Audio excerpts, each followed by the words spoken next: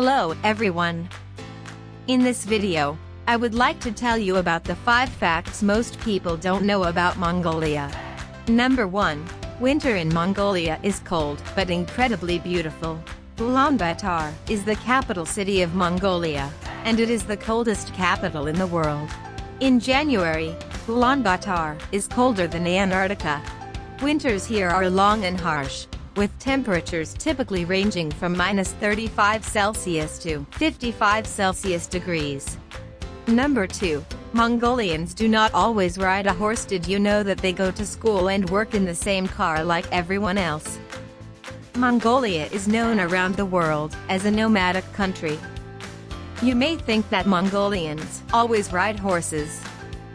People who live in the countryside often ride horses, but not all of them. Number 3. Mongolia is often referred to as the land of the blue sky, as it has over 260 days of clear, blue sky. Number 4. The Gobi Desert is Asia's biggest desert. It is like no other in the world. The Gobi is one of the best tourist locations in Mongolia. If you are planning to travel to Mongolia, you must visit the Gobi. It will be an incredible experience. Number 5. Mongolia is the 18th largest country in the world.